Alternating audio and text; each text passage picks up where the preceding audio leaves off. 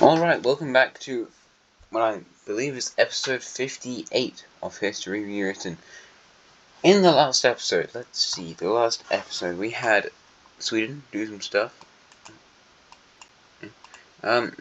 Sweden did something.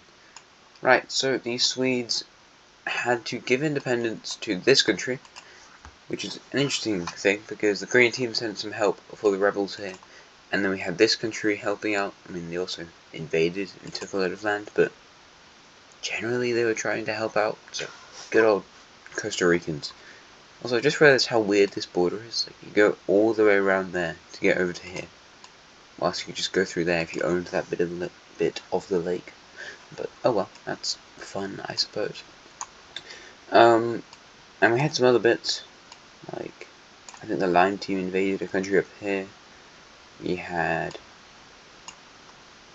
maybe some wars in East. It was ages ago. Oh yeah, Sweden had to give independence to this as well. The Russians now own an Estonian island. Yeah, some stuff. However, today we're going to be continuing on a similar tangent of the stuff I can remember. And that was, people don't like colonization. It's like the 1985 probably. So yeah, we're pretty far away from colonization. And who's a still remaining major colonial power? The Granadan country. So, sorry, my voice is coughing great. So, my voice sounds really weird, and the words aren't saying properly, which is strange. I'm not enjoying it. Anyway, the Grenadans, they own a load of Morocco, they own parts of the Bahamas, parts of Cuba, these islands over here. They also might own some other stuff, but I don't think really anyone cares about that. Maybe they don't own anything over here. I kind of thought they did, but they might not. What about Borneo? Do they own some islands over here? I don't know if I said they own this island, or whether... No, I think it was meant to be... Yeah, I think that's meant to be your island, mate. Damn it. There we go. Alright, so they don't really own anything else. However, pressure is going to be put on the Grenadans to give independence to their Moroccan colony and the Cuban one. Now, what do we know about the history between Grenada and Morocco? Well, Grenada hates Morocco. They've hated them for quite literally thousands of years now. So, yeah, they don't want to give independence to this thing. Which, I mean, makes sense. But also, people aren't going to condone that. So, we have basically the two most righteous countries in Africa, being the Senegalese one and this blue African one up here in the north. And yeah, this guy is actually considering joining the North African Alliance. I mean, it's not really North African because you were allowed in. You are actively in the alliance, so yeah. So you might join at some point in the future. We'll have to see. And a few other countries in West Africa, especially, are thinking about getting involved, along with maybe even some previous Granadan colonies. So yeah, that's cool, I suppose. Anyway, yeah, so they're going to start funding rebellion in Morocco. Great, I'm sure that can only lead to great things. So, rebel groups start to appear all around Morocco. We can see their old capital city was up here. For some reason, I haven't coloured it out. Now, the northern regions, that's where the Moroccans actually were. I mean, there were people in these southern regions, they just weren't really part of the country. They're just like groups. So we have pockets around these various cities start to break away, and they get taken by rebel forces. Yeah, a huge part of the Moroccan populace follows this huge independence movement, and this bit over here actually does extremely well against the Grenadans. So that's not good if you're Grenada. However, fortunately for Grenada, they managed to wipe out this area in the north, so that's good for them. However, yeah, the southern bit is quite scary, and they're also receiving stuff from other people. So, a region possibly with some Senegalese influence this southern area goes up in rebellion also, and from here we also have this area by the border of the blue team go up. I mean, this is some strange stuff, very strange. As you can see, Morocco looks a bit like this, and these forces will continue through the Sahara until they meet up with the blue country's border. I don't know why that would be important, but oh well, I guess that's just where they're going. Bizarre. Anyway, this region is going to snake further down the coast, and another country will start supporting the rebels in this area, that country being the Canary Islands. So that's cool. Grenada is going to strike back against this northern force, however they're having a lot more trouble with this southern area because it's doing very well. That's not good. Rebels are actually appearing now in Grenada itself, as people in the western areas of Grenada feel like they should have given independence, and there's riots and stuff going on over there, as we have another huge rebel area appear in the northwestern side of Morocco. That's not good. Because guess which other rebel group just came back? It's this one. And Grenadan troops, they're trying to stop this. However, like, everyone's armed. It's just a load of armed militia in Morocco, and it's really not going well for these guys. So they make an effort to take all of this stuff, and Grenada, well, it's about to fall into a civil war now. And it practically is a civil war. So, oh well.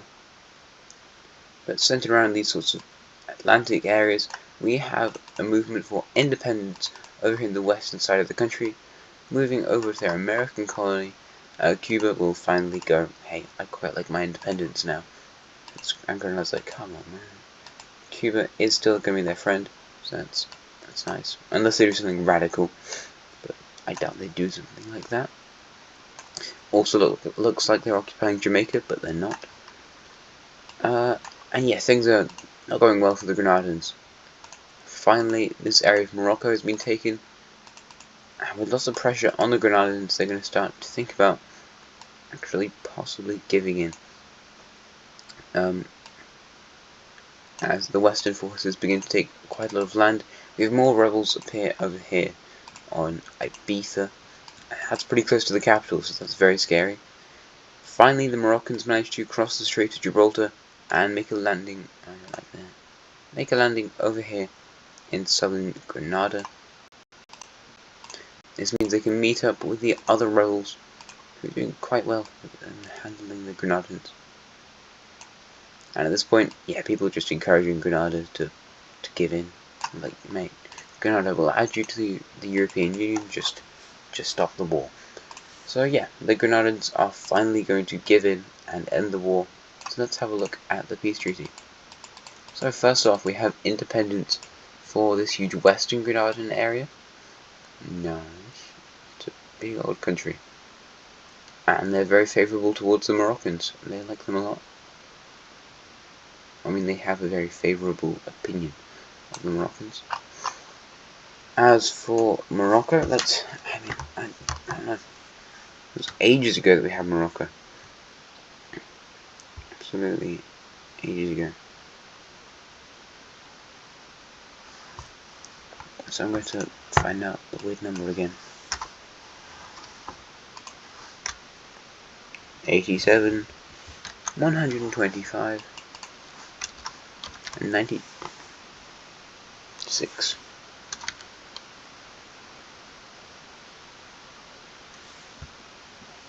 Is that right?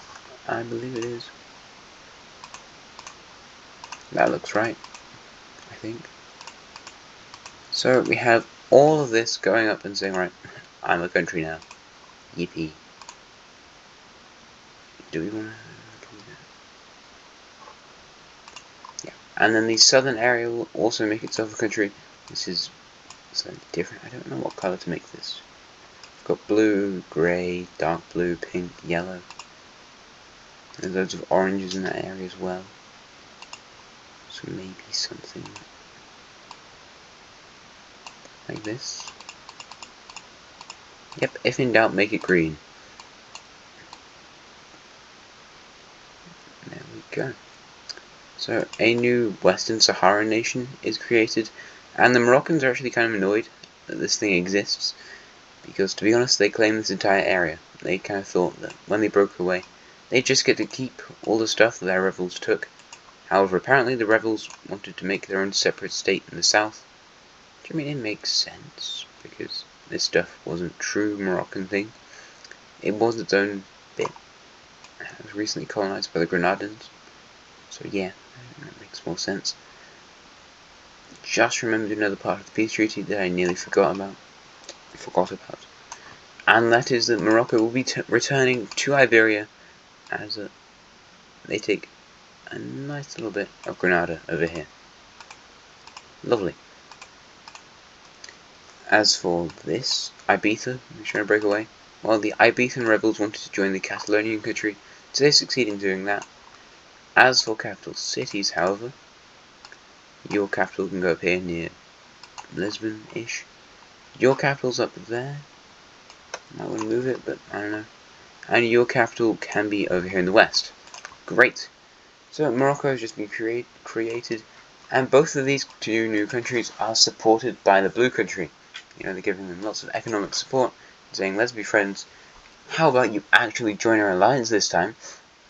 And, you know, we have all of North Africa united together, one happy family.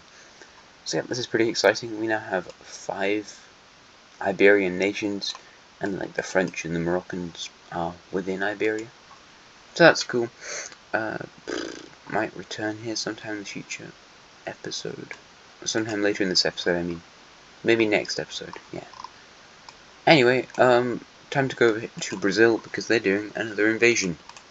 Turns out the people with drugs... Oh, damn it. People with drugs were taking a different route. Now they've annexed this country. Whose capital's apparently still here. So that's not good.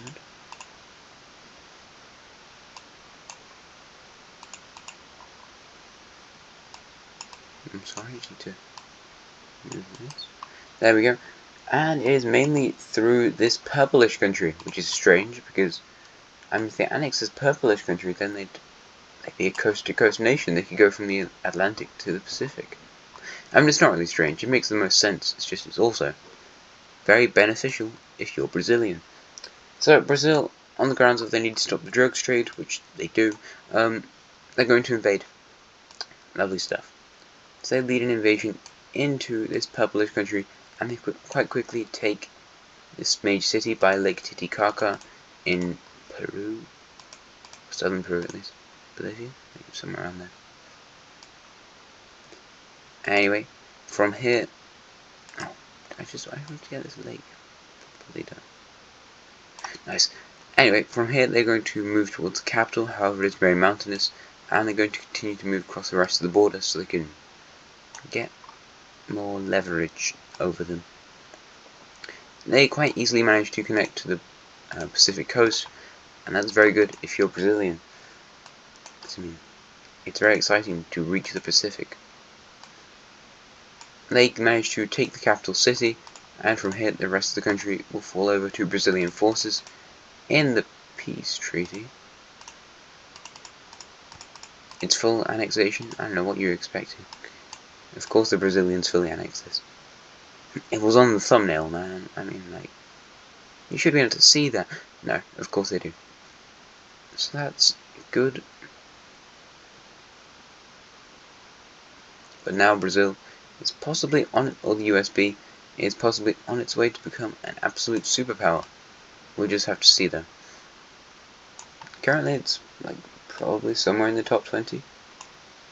The top 10 at the moment, it is Russia, followed by the green country, followed by China, followed by the red team. So 1, 2, 3, 4 for the red team, 5 for Korea, 6 for the UK, 7 is Iberia, 8 is the Terracotta Nation, 9 for Ireland. Is there somebody I'm missing? Oh yeah, there is, yeah, of course there is. Right, 1 is Russia, 2 is the green team, 3 is China, 4 is Bengal, 5 is Korea, 6... oh my god, I'm stupid. third take. We can do it this time. Right. Sorry. Number 1 is Russia. Number 2 is the Green Nation. Number 3 is China. 4 is the Red Team. 5 is Bengal. 6 is Korea. 7 is the UK. 8 is Iberia. 9 is Terracotta. And number 10 is Ireland. After that, I mean, you can make a case for, like, Norway, maybe, or the Orange Nation. But really, I think the USB probably, or maybe the Blue African country. Yeah, I'd say Algeria in number 11. Number 12, probably the USB. Number 13, maybe Lime or the Orange Nation, or maybe like Norway or Crimea. There are some strong countries, however, without lots of the colonizers, they are weaker. Grenada would have probably made it above the Algerian country, but now they've collapsed. Oh yeah, the Caribbean. That's an area. I'm getting really good at this stuff. So, what happens to all of this? Well, it gets its independence. So Cuba is going to become master of the Caribbean, as they are by far the strongest Caribbean nation. Yeah, they've got lots of stuff. Oh my god. I also take all of these islands, and this one. Which I might just not bother colouring in. Anyway, so they're going to put their capital city, I don't know, somewhere on the island. Let's put it over here. Great, so Cuba's still a huge ally of the Grenadans. They like them a lot, they do a lot of trade with them. They don't love this country, the Western Cuban one, but they don't hate them either, so that's interesting, I suppose. Moving on back to Asia, we have an interesting event occurring within the Baikal nation. Within Baikal. Why does that sound so strange? Anyway, it is a region within the north wanting its independence, and I mean, there's barely anyone there. It's just a bit of a strange occurrence. And they're going to be allowed to get their independence. I thought I put a city out here. Like 2. Anyway, yeah, it's a bit strange. Your capital city can be over here. I swear I put one over here.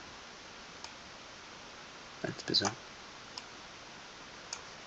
Anyway, who cares?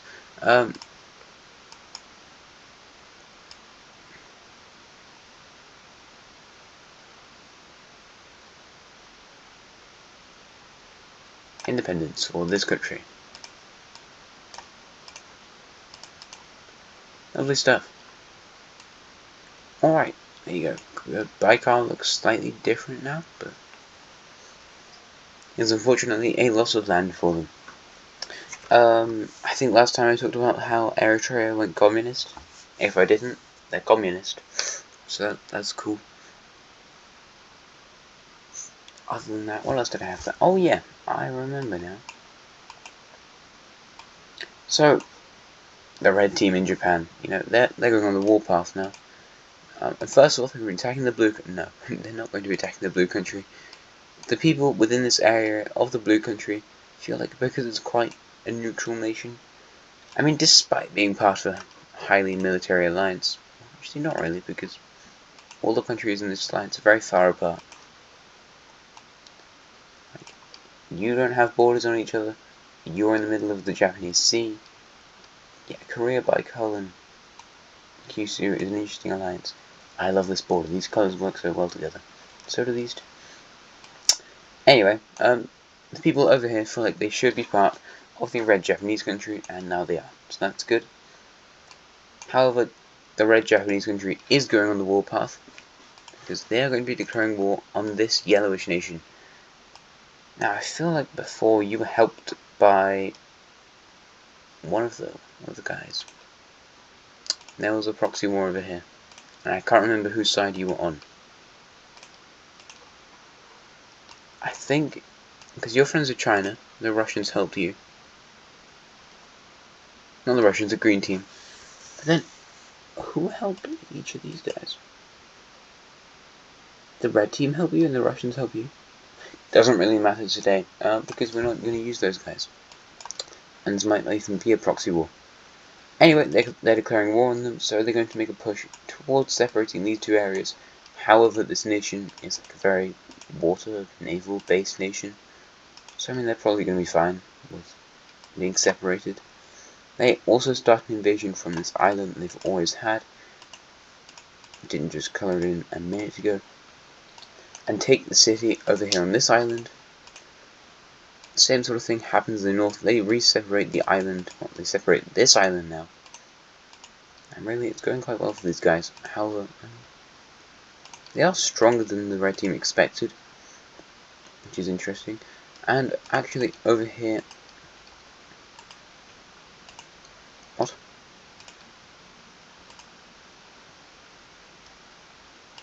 Ah, I understand it. Over here in the... whatever area. Near this major city, it is liberated, and they actually managed to push themselves towards the border of the red country, and they managed to make a cut-off themselves, which is a big twist. And they take this city over here. However, this island has now fallen over to the red team. That's not good. And they'll try and make a landing towards the capital. Capital? Which one's your capital? Where is your capital? I feel like this is your capital, probably.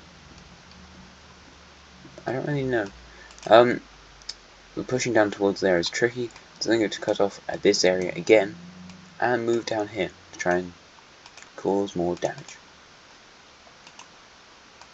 The capital is finally sieged and taken. We have the connection of all these areas, and they're taken. And another country joins this war. Oh, also you retake. Actually, you probably don't, to be fair. And there's the... well, naturally, it's this country. So they're going to make a push towards this other city that appears to be the capital city of this country. I'm confused.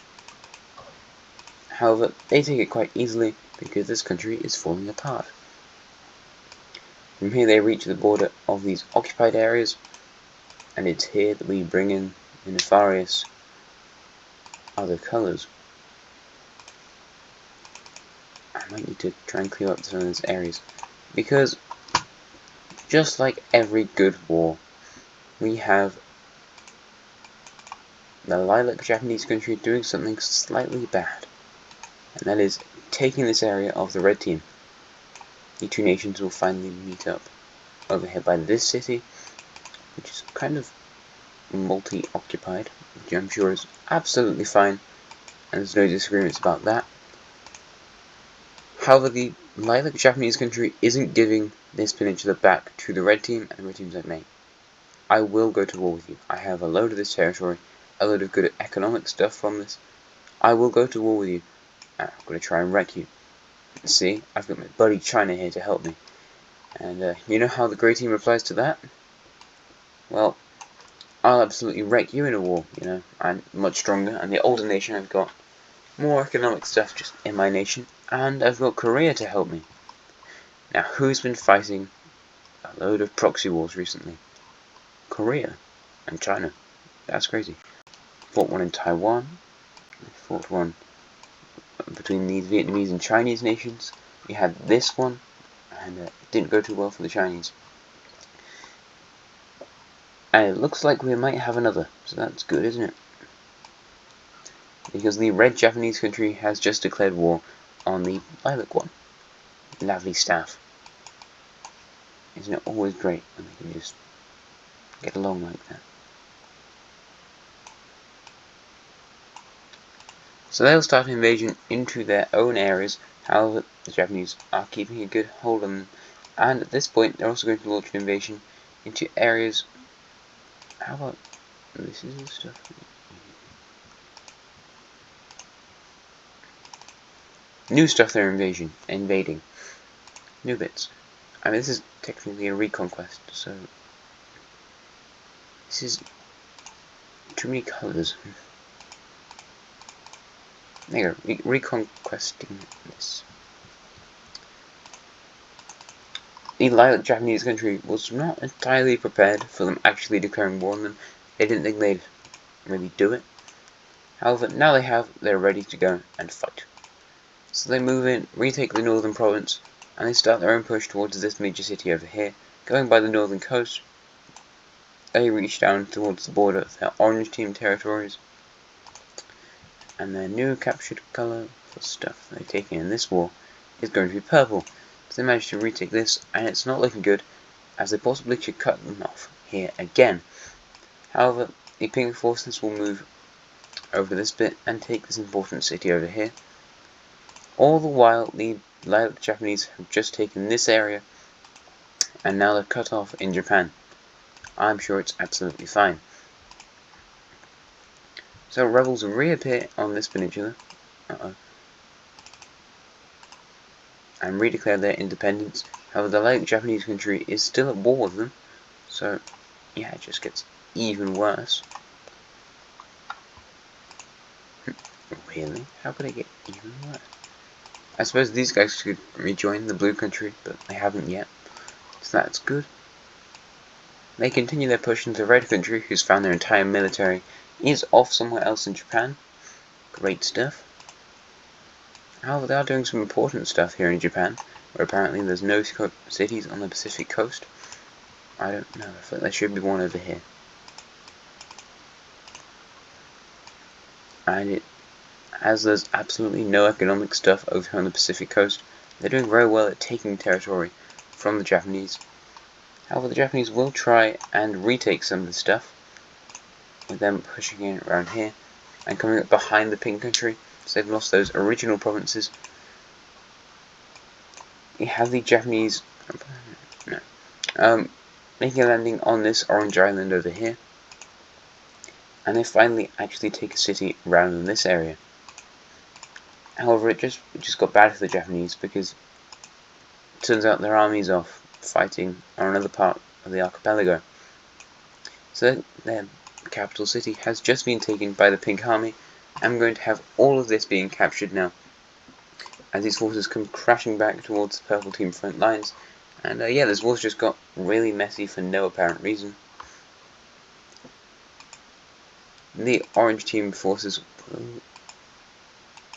attempt to move back against these bits. However, it's looking like independent stuff might be appearing here, as a new independence movement appears on this island too, but I wouldn't really worry too much. Somebody else might come along and try and crush this. Even the yellowish nation in the south, the rebels here, will try and retake stuff from the Japanese, and they're not doing amazingly. Japanese militias will try and strike back, recapturing the capital city, and in the end they just decide to go to a peace treaty. So let's have a look at that peace treaty. It's going to be a messy one.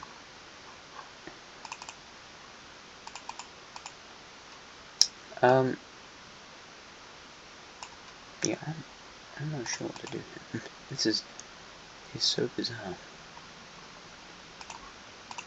I can't remember what colours even mean anymore.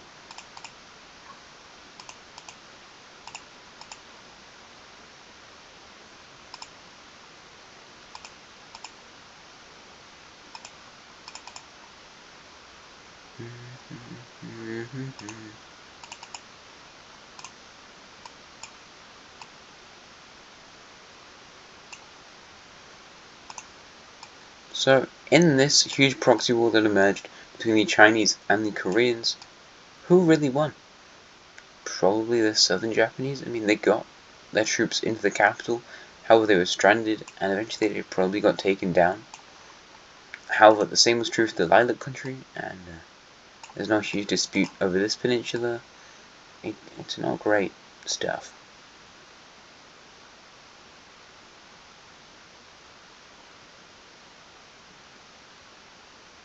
They have gained a lot of land, and there's a new union that has emerged on the south of the Japanese Isles, with its capital in this city over here, between the rebels on this island and the yellow guys over here.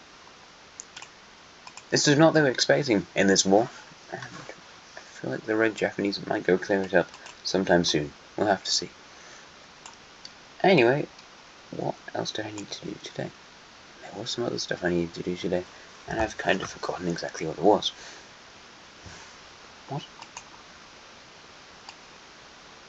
Wait, sorry, it just looked a bit strange over here. We have some other people selling some territory. Is in fact this blue nation, they're going to be selling some stuff over to this New Guinea one, just because I didn't like how those islands looked. What else do I have in my plans today? Oh yeah. Oh yes. I see. Oh yeah, nuclear bombs. I need to update that, don't I? Nuclear bombs. Right, so at the moment I counted 208 nuclear bombs in the entire world. That's a lot of nuclear bombs, isn't it? Yes. Yes, it is, as a matter of fact. And 123 atomic bombs. So, we're going to be updating the nuclear bomb numbers. The green team is up to from 43 to 54. China moves from 31 all the way up to 42. Russia goes from 39 to 50. The red team moves from 35 to 43. Britain moves from 26 all the way up to 29. And Korea goes from 27, trying to catch up with China's 42, all the way up to 36. The line team gets up to 6 themselves, and the terracotta nation is all the way up to 5 and 4.